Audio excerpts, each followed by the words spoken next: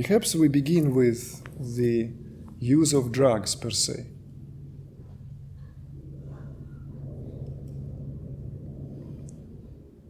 First of all, the effect of drugs on our organism and what drugs themselves are in terms of their quality. And we apply here this overall understanding that everything would have to carry the qualities of nature.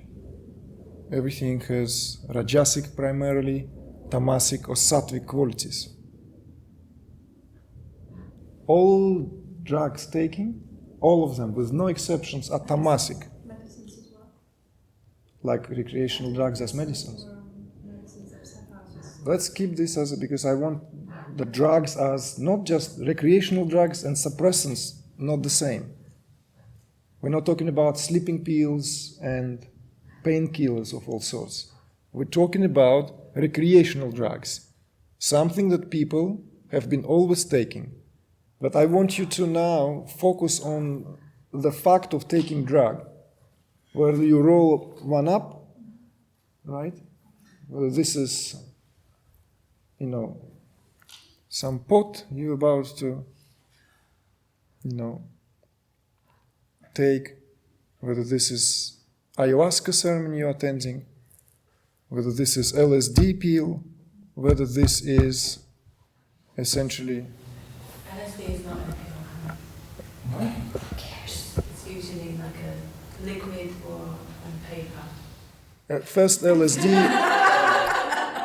LSDs were pills, darling, okay? They were pills. I'm not going to argue with you. This was before you were born. LSDs were pills. It's good to have younger wife, you can only say. So, I want your attention now, because otherwise we'll disperse energy on this semantics now. Can we just concentrate on the theme itself? Then whatever that theme's essentially, we can piggyback on that. Beginning, your understanding should begin that all drugs have tamasic effect on the organism. They are tamasic in nature. Doesn't matter what the nature of experience under the effect of that drug for a duration of time. Its quality is post-effect, is tamasic. What does that mean? If you already have tamaguna in you, it will only increase that. This is the beginning. Most drugs makes us feel rajasic while we are under the effect of drug. There are no drugs that bring sattva. None. Not the most sacred drug you can take, the most sacred ceremony you can attend, it's a rajasic, in essence, experience. You may behold a whole army of angels or devatas or what have you. You may enter the spirit of plants, you may hear the language of animals, you may feel minuscule and small, you may become enormous in size under the effect of certain hallucinogenic drugs. The effect during that experience is rajasic. And moreover, because it primarily works on the subtle body, all recreational drugs, and above all else, hallucinogenic drugs, work on the subtle body. Through the chemical reaction, which begins in the physical body, it then works on a subtle body. What does it do to your system? It really wears down your endocrine system. From my personal experience, I've observed many people who swear on all these ceremonies. They crave on them. They all have deep depletion of ojas. One could even say a severe depletion of ojas. By now, some of you might got already a certain picture and certain understanding that ojas, the immunological substance, is that what fuels this process from the biological and psychological perspectives. In any case, we cannot pull them apart. It's just the language is such that we can say two words together. Psychology is rooted in biology and vice versa. There's another term, somatic, somatopsychic, psychosomatic, isn't it? So, repeated use of drugs depletes ojas. And it is ojas that we require for this process of transformation. In quantity, and even more importantly, in quality. Because there is a raw ojas, just as that, byproduct of digestion, and more refined ojas, which you all developed in meditation. So, recreational drugs of any kind, essentially, even if they give us elevated experiences, liberating experiences, and so forth, in their essence, in their effect on our subtle body, it does not do anything to it. Bless you. A good confirmation. So, this is something to consider. And of course, I've conversed and debated this with many enthusiasts of hallucinogenic drugs.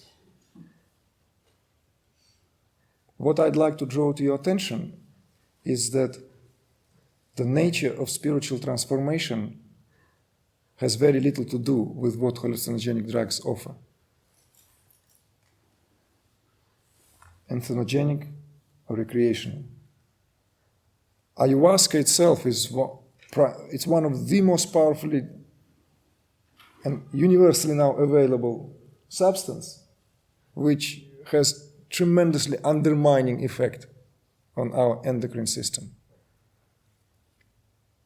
You can have one experience which is amazing, beatific, which will immediately sow a seed for you to come back next year, or maybe the same year, to Peru and go for it again, can completely have a very different experience second time around. Even if you have 2, 3 very, very good experiences in the sense that you broke the attachment to the physical body, as consciousness you were allowed to experience the dimension of the subtle realm, which in itself is liberating. It does not guarantee that one of the sessions can be detrimental for your health for a long time to come. And it is absolutely out there. It is just a matter of fact. Then it will take years to restore that ojas. If ojas is depleted below a certain level, it's extremely hard to restore it. This has always been known to, and within the Ayurvedic tradition, to Ayurvedic physicians and within the Ayurvedic tradition. It has always been known in Chinese medicine, in the great tradition of Chinese medicine, which is rooted in Tao, which is rooted in Taoism.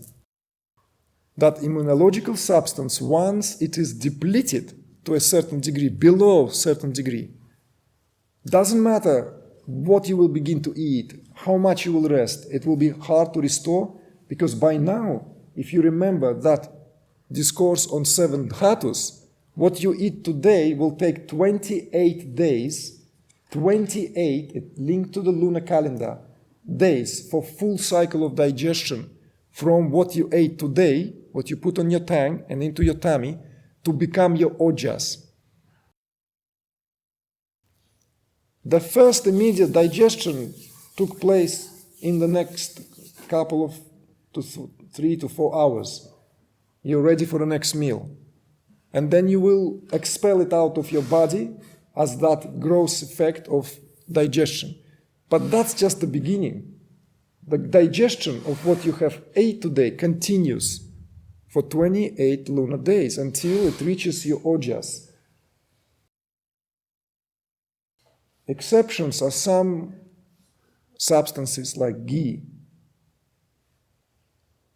because it's already pre-digested. Honey, it's already pre-digested. The bees did that job. We share a lot with bees. In some cases, well-prepared, organic, raw almond milk.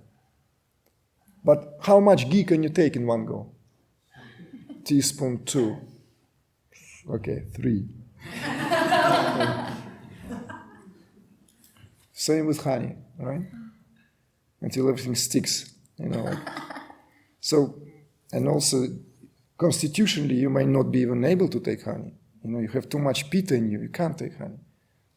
I'm just mentioning that to you so that you understand that building of ojas or rebuilding of ojas or restoring of ojas is very important. Now, and this is the news, this process of psychophysiological transformation is all run on ojas. All throughout is run on ojas. Because that ojas is the constituency of the cerebrospinal fluid, of the state of your cerebrospinal fluid, which literally required in high quality for this process to be oiled enough.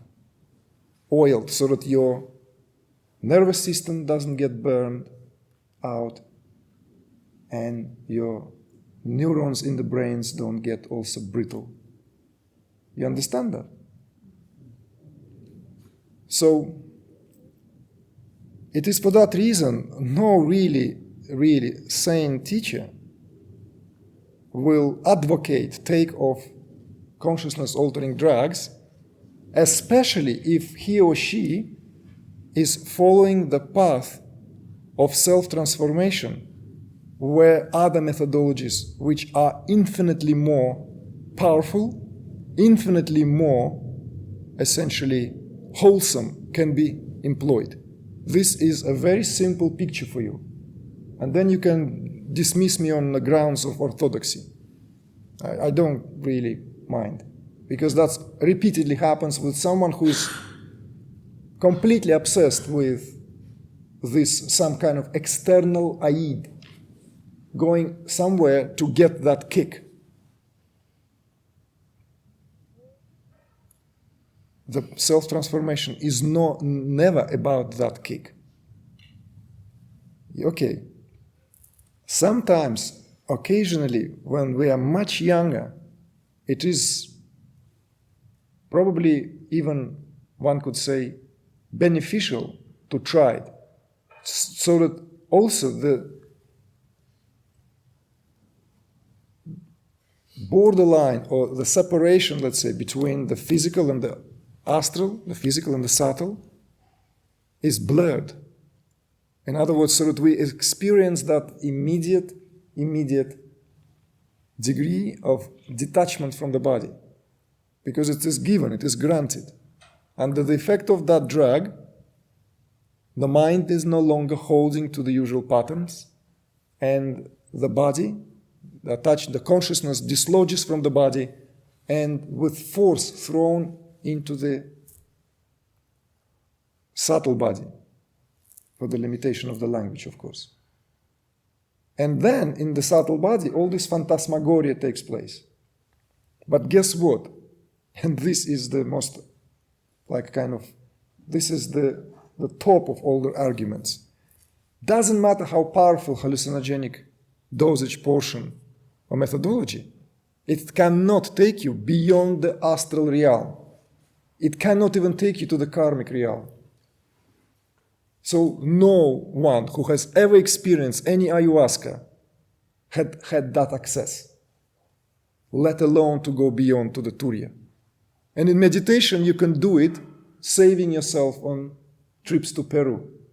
Go and see Peru and hang out there with people just for the sake of joy, not for the sake of giving money to that what is now an official industry.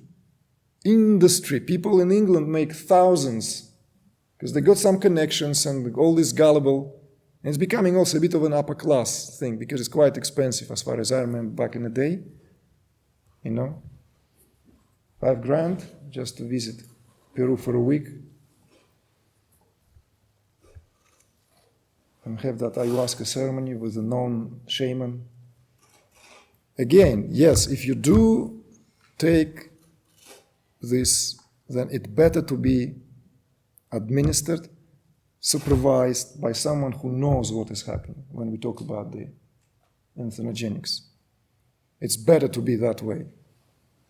But even when it is that way, it can never replace, it can never essentially substitute transformation, which happens without anything that we're trying to alter it by putting into our mouth or ingesting it or inhaling it.